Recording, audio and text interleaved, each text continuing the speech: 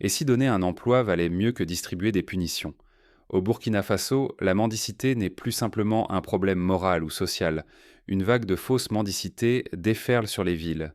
Des personnes valides, inventives, récoltent de l'argent sans honte, simulant des handicaps ou louant des enfants pour attendrir. Chaque jour, cette mascarade érode la confiance, dévalorise le travail et ternit l'image du pays. Prenons un exemple concret. À Ouagadougou, une femme, apparemment handicapée, s'installe chaque matin près d'un carrefour animé. Elle attire la compassion des passants, mais en réalité, elle loue chaque jour un enfant à une famille voisine pour susciter la pitié. Cette pratique, loin d'être isolée, se retrouve dans d'autres grandes villes comme Bobo Dioulasso, où certains mendiants simulent des blessures ou s'inventent des histoires tragiques pour émouvoir le public. Face à cette crise, une solution audacieuse a vu le jour, la brigade Le Barle.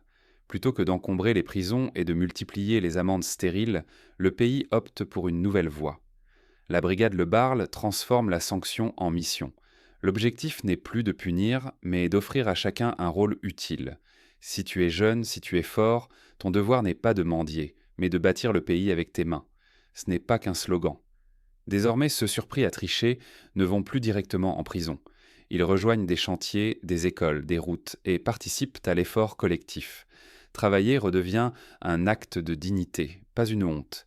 Cette révolution silencieuse s'étend dans les rues, les marchés, les gares, l'espace public se transforme en terrain de reconstruction. Pour illustrer ce changement, imaginez Moussa, un jeune homme de 25 ans qui, après avoir été surpris à mendier, a été intégré à l'équipe de rénovation d'une école primaire. Non seulement il a appris à peindre et à réparer des bancs, mais il a aussi découvert le respect des enfants et des enseignants, qui l'encouragent aujourd'hui à poursuivre une formation professionnelle. Fermer les yeux, c'est laisser la mendicité gangrener la société. C'est accepter que les rues s'abîment, que la jeunesse se résigne, que l'économie piétine et que la réputation du pays s'effrite. La confiance disparaît, l'avenir des enfants se voile, et l'on oublie que la véritable richesse naît de l'effort de tous, non de l'aumône. Mais comment fonctionne concrètement cette brigade? Plongeons au cœur de son action et des histoires qui la font vivre. Pourquoi tant d'hommes et de femmes en pleine santé choisissaient-ils la mendicité? Cette interrogation dérange, mais elle s'impose, tant la scène est familière dans les rues du Burkina Faso et ailleurs en Afrique. Au lieu de bâtir activement l'avenir du pays, des personnes valides passèrent leur journée assises à tendre la main, jour après jour. Pourtant, derrière les apparences, la mendicité n'était jamais un simple choix individuel. C'était un phénomène social solidement ancré, avec ses propres codes, ses réseaux et parfois des chefs de rue. Pour certains, mendier devenait un véritable métier, parfois même plus lucratif que les petits boulots honnêtes. La loi burkinabé tentait de contenir le phénomène. Quiconque mendiait sans besoin réel ou trompait les passants par des artifices risquait de lourdes sanctions. La mendicité organisée n'est pas une nouveauté dans l'histoire. Pensons à la France du XIXe siècle, où des groupes entiers de mendiants circulèrent dans Paris, coordonnés par des chefs qui redistribuèrent les gains. L'État avait alors instauré des maisons de travail pour tenter de réinsérer ces individus, une démarche qui n'est pas sans rappeler ce que tente aujourd'hui le Burkina Faso à travers la brigade Le Barle. Mais la loi ne pouvait suffire à enrayer cette dynamique. Les peines prévues allèrent de plusieurs mois d'emprisonnement à la perte de la garde parentale pour ceux qui exposaient des enfants à la rue. Malgré ces menaces, la pauvreté persistante, le manque d'emploi formel et l'attrait d'un gain rapide continuaient de pousser des adultes valides vers la mendicité. Le plus douloureux était l'implication des enfants. Certains parents forçaient de prendre leur progéniture à mendier, sacrifiant éducation et avenir pour quelques billets. Cette spirale condamnait les plus jeunes à l'oisiveté et à l'exclusion, perpétuant un cycle d'échec social. Pour donner un exemple frappant, en 2023, une enquête menée dans les rues de Bobo Dioulasso avait révélé que près d'un mendiant sur 4 était un mineur, souvent contraint par des adultes à rapporter une somme quotidienne, sous peine de sévices. À force de tolérer la mendicité, la société burkinabé risquait d'y perdre ses repères. La criminalité pouvait se dissimuler derrière ces pratiques, la valeur du travail s'effaçait aux yeux des jeunes et l'avenir collectif devenait incertain. C'était tout un modèle de dignité et de progrès qui vacillait. Face à cette impasse, fallait-il se contenter de réprimer? Punir ne suffisait plus. Il fallait inventer une alternative capable de transformer cette fatalité en espoir. C'est dans ce contexte d'urgence sociale qu'est née une solution inédite, la brigade Le Barle. Mais comment ce dispositif a-t-il pu bouleverser la donne? Et si, au Burkina Faso, être surpris à mendier ne menait plus devant un juge, mais directement sur un chantier? C'est la révolution discrète lancée par la brigade Le Barle. Imaginez une équipe soudée, presque une grande famille. Volontaires et officiers sillonnent rues, marchés et gares routières. Leur mission? Veiller au respect des règles, mais surtout dialoguer avant de punir. Quand ils croisent une personne en train de mendier alors qu'elle semble capable de travailler ou qui salit l'espace public, ils n'attaquent pas. D'abord, ils expliquent la loi, montrent l'erreur et laissent une chance de changer. L'éducation passe en premier. C'est une approche inspirée de pratiques observées ailleurs. En Finlande, par exemple, la police municipale privilégie aussi la médiation et la réparation au jugement pour les petits délits de rue. Cette méthode permet de restaurer le lien social et d'éviter la récidive, car la personne en faute comprend mieux l'impact de ses actes. Mais si la personne refuse toujours d'obéir, la sanction ne ressemble jamais à une cellule froide. La brigade Le Barle oriente alors le contrevenant vers des travaux d'intérêt national: nettoyer les rues, bâtir des trottoirs, repeindre des écoles ou cultiver des champs. Chacun contribue, pour le bien commun. Prenons l'exemple d'Adama, ancien mendiant, qui, après plusieurs refus de quitter la rue, a dû participer au nettoyage du grand marché de Ouagadougou. Aujourd'hui, il raconte fièrement qu'il a retrouvé le respect de ses voisins et même décroché un emploi permanent dans une entreprise de voirie. Le résultat se voit partout. La mendicité a chuté, les villes respirent, et beaucoup d'anciens mendiants ont retrouvé une vraie fierté citoyenne. Ici, travailler n'était plus une honte, mais un symbole de respect et d'appartenance. Ignorer cette approche, ce serait rater une occasion unique de transformation sociale.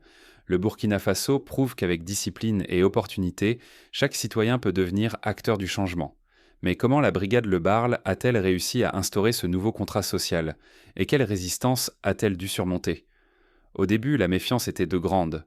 Certains voyaient dans cette initiative une forme de travaux forcés, masqués. Les médias étrangers, parfois mal informés, ont dénoncé une politique trop dure. Pourtant, la réalité du terrain est bien différente. Quand les médias étrangers évoquent les travaux forcés au Burkina Faso, que ratent-ils vraiment? Souvent, ils ne voient qu'une politique dure, sans saisir le contexte ni l'intention réelle qui anime la brigade Le Barle. En vérité, ce programme n'est pas pensé comme une punition, mais comme une réhabilitation. Les anciens mendiants ne sont pas envoyés derrière des barreaux. Au contraire, ils sont orientés vers des tâches utiles pour la communauté, avec l'objectif de leur offrir une seconde chance et de restaurer leur dignité. Ici, le travail n'est pas un fardeau imposé, mais un levier de transformation. Petit à petit, l'image de celui qui travaille change. Il gagne du respect, de la confiance et retrouve sa place dans la société. Dans les rues, de nouveaux visages s'illuminent, découvrant la force de la contribution collective. Un volet essentiel de cette stratégie, c'est la protection accrue des enfants. Les plus jeunes, autrefois contraints de mendier, sont retirés de la rue, accueillis dans des foyers et voient leurs droits défendus. Chaque enfant a droit à l'éducation, à la sécurité. Le pays déclare fermement que l'exploitation des mineurs n'est plus tolérée. En 2025, la brigade Le Barle a collaboré avec des ONG locales pour ouvrir 5 nouveaux centres d'accueil, où près de 150 enfants ont pu reprendre une scolarité normale et bénéficier d'un accompagnement psychologique. Le modèle burkinabé commence à faire parler de lui ailleurs. D'autres pays africains observent cette approche nouvelle, qui combine discipline, solidarité et développement. Plutôt que d'attendre une aide extérieure, le Burkina Faso démontre qu'il est possible de bâtir son avenir en s'appuyant sur la force de tous ses citoyens. Un parallèle historique peut être tracé avec le programme New Deal, lancé aux États-Unis pendant la Grande Dépression des années 30. Là aussi, il s'agissait de répondre à une crise sociale par la création de chantiers publics, où les chômeurs retrouvaient un emploi et contribuaient à la construction d'infrastructures nationales. Le principe est le même: mobiliser les énergies au service du bien commun. Mais l'incompréhension mondiale demeure un danger. Si la réhabilitation continue d'être confondue avec la punition, le pays risque d'être isolé, stigmatisé, voire privé d'alliés précieux. D'où l'urgence de faire comprendre le sens de cette démarche. L'avenir d'une nation repose d'abord sur la participation active de chacun. Mais la question demeure: comment les bénéficiaires vivent-ils réellement cette transition? Derrière les chiffres et les discours officiels, leur voix révèle une réalité plus nuancée. Travailler, c'est bien plus qu'un devoir. C'est une source de fierté et surtout de transformation profonde. Au Burkina Faso, des anciens mendiants retrouvent d'âme confiance et dignité en rejoignant la brigade Le Barle. Porter un uniforme, nettoyer les rues, bâtir des routes, ces gestes redonnent du sens à leur vie. Jadis exclus, ils sont désormais intégrés, reconnus et utiles à la société. Prenons le témoignage de Mariam, mère de famille, qui a longtemps vécu de la mendicité après un divorce difficile. Affectée à la réhabilitation d'un jardin public, elle a repris goût au travail, a pu inscrire ses enfants à l'école et se dit désormais fière de contribuer à la beauté de sa ville. Cette métamorphose bouleverse aussi les familles. Autrefois, la mendicité semait la honte et l'incertitude. Aujourd'hui, les proches relèvent la tête. Grâce à leur propre labeur, les parents assurent un toit et un repas à leurs enfants. Ces derniers, mieux protégés, peuvent en fréquenter l'école, jouer sans crainte et rêver enfin d'un avenir digne, loin des dangers de la rue. Mais l'impact va bien au-delà des foyers. Les quartiers deviennent plus propres, les marchés plus sûrs, la solidarité renaît à travers de petits gestes quotidiens. La société tout entière gagne en harmonie parce que chacun comprend qu'il a un rôle vital à jouer. Ce n'est ni l'argent ni l'aide extérieure qui crée le véritable progrès, mais la participation de tous. Le Burkina Faso prouve qu'en responsabilisant, en incluant et en croyant dans la valeur de chaque citoyen, tout peut changer.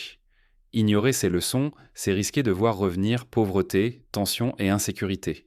Le progrès durable ne naît pas de la charité ponctuelle, mais d'une volonté collective de se relever, chaque jour, par le travail et l'engagement. L'expérience de la brigade Le Barle inspire désormais le secteur privé. Plusieurs entreprises locales proposent des stages et des contrats d'apprentissage aux anciens bénéficiaires, valorisant ainsi leur engagement civique. On voit émerger de nouveaux entrepreneurs issus de ce dispositif qui à leur tour embauchent dans d'autres personnes issues de la rue. C'est là un appel universel. Bâtir une société, juste commence par offrir à chacun la chance de contribuer, d'être utile, d'obtenir le respect. L'exemple burkinabé rappelle que la vraie force d'une nation réside dans l'engagement quotidien de ses citoyens. Mais cette réussite repose sur un équilibre fragile.